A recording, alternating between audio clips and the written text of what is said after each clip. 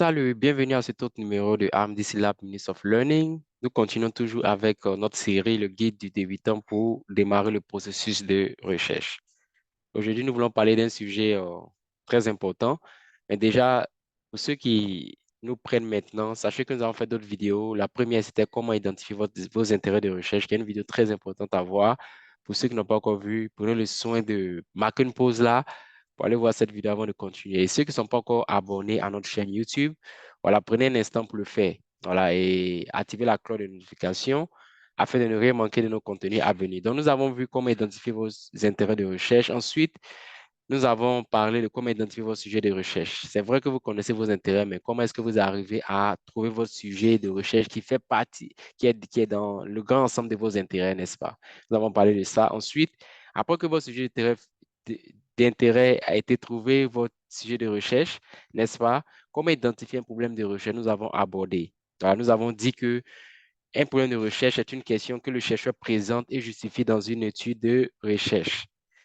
Voilà. Et aujourd'hui, nous voulons parler de façon spécifique concernant comment formuler vos questions de recherche.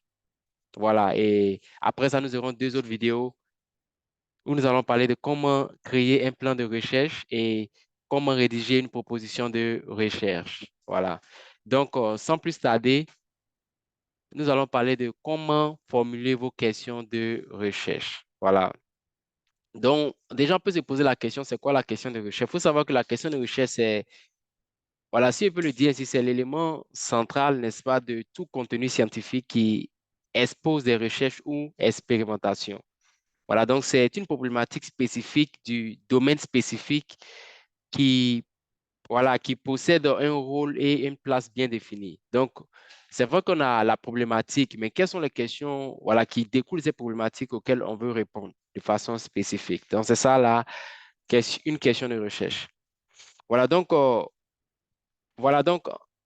c'est un peu ça. Donc, ensuite, sur la base de l'énoncé du problème, voilà, comme j'avais dit, on a pu identifier l'énoncé du problème. Donc, sur cette base-là, on doit, voilà, rédiger une ou plusieurs questions de recherche. Voilà, donc les questions de recherche, vous allez voir que sont liées étroitement au problème de recherche. Voilà, et voilà, et ces questions de recherche-là ciblent exactement ce que vous souhaitez découvrir. C'est-à-dire, qu'est-ce que vous voulez découvrir dans votre recherche? Donc, les questions de recherche vont vous aider à, à toucher ça. Voilà. Donc, ça cible exactement ce que vous souhaitez découvrir. Et ces questions-là peuvent se concentrer sur la description, ça peut être sur la comparaison, sur l'évaluation ou l'explication du problème de recherche. Voilà. Donc, une question de recherche solide, sachez, doit être suffisamment spécifique. Voilà, ça doit pas être de façon vague. Ça doit être spécifique. Voilà. Ça doit être vraiment spécifique pour que vous puissiez répondre de manière approfondie en utilisant des méthodes de recherche quantitatives et ou qualitatives appropriées. Voilà, donc souvent on peut avoir des questions de recherche et la réponse, pour répondre à ces questions, il faut une démarche qualitative. Par exemple, quelles sont les perceptions, par exemple, d'un groupe de personnes données, voilà, face à une intervention. Voilà. Donc, pour cette approche, on veut voir les perceptions des personnes. Donc, on va voir que c'est une question plus ou moins voilà, spécifique, n'est-ce pas? Donc, on va essayer de répondre de façon approfondie en utilisant quelle méthode. Et si vu qu'on veut voir des perceptions, ça sera peut-être des méthodes de recherche qualitatives, n'est-ce pas? Mais il peut y avoir des recherches, des questions qui sont mises en nature. C'est-à-dire, on va utiliser et les méthodes de recherche qualitatives et les méthodes de recherche quantitatives pour répondre à ces questions. Voilà, donc, voilà, pour récapituler ce que je viens de dire, en fait, donc, une question de recherche solide doit être suffisamment spécifique, voilà, afin que vous puissiez répondre de manière approfondie en utilisant des méthodes de recherche qualitatives et ou quantitatives appropriées. Donc, la question de recherche doit également être suffisamment complexe, voilà, pour nécessiter une enquête. Voilà, donc, d'un premier, voilà, d'un premier point de vue, cette recherche doit être, on a dit, spécifique, mais en même temps, elle doit être assez complexe pour nécessiter une enquête. Voilà, donc si on veut voir qu'est-ce que il y a à manger le matin, n'est-ce pas? Ce n'est pas une question de recherche. Voilà, donc cette question n'est pas assez complexe, voilà, suffisamment complexe pour nécessiter une enquête, une analyse et une argumentation approfondie. Donc, non seulement la question de recherche doit être suffisamment spécifique, pourquoi spécifique? C'est pour vous permettre d'y répondre de manière approfondie en utilisant des méthodes de recherche qualitatives et ou quantitatives appropriées.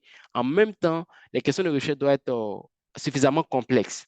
Pourquoi? Parce que au point de nécessiter une enquête, une analyse ou un argumentaire approfondi. Voilà donc les questions auxquelles on peut répondre par exemple par oui, non ou à l'aide des faits facilement disponibles ne sont pas assez complexes pour être des questions de recherche, que ce soit un article, une thèse ou un mémoire. Donc, c'est important à faire cette distinction parce que, et voilà, donc pour ceux qui, comme on a dit, ce sont des vidéos, des courtes vidéos, n'est-ce pas, où on essaie de vous donner une idée, en fait, voilà, on essaie de toucher les points essentiels, n'est-ce pas, à un peu de temps. Mais ceux qui vraiment peut-être ont des questions de recherche se demandent, mais est-ce que ma question est-ce qu'elle est qualifiée pour une question de recherche, n'est-ce pas? Vous pouvez nous contacter. Voilà, vous aurez nos contacts tout à l'heure et nous allons prendre le soin de vous rencontrer avec vous, de nous rencontrer avec vous. Voilà, nous offrons des consultations gratuites, une première consultation gratuite initiale de 30 minutes. Voilà, vous pouvez peut-être profiter de ça. Voilà, pour qu'on puisse voir votre question. Voilà, donc il faut savoir que dans certains types de recherches, à ce stade de problèmes de questions, vous devez peut-être également développer un cadre conceptuel et des hypothèses testables, n'est-ce pas? Donc, c'est important de retenir ces choses. Donc, voilà, donc c'est un peu ça.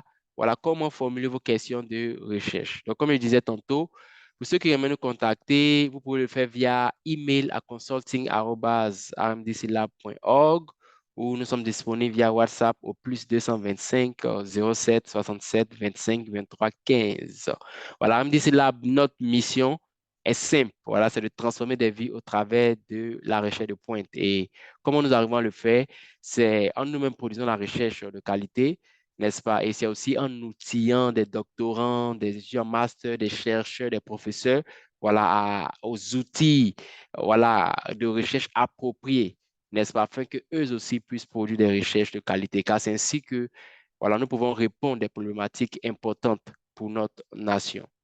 Donc, voilà, très bientôt pour voilà, les prochains numéros dans cette série.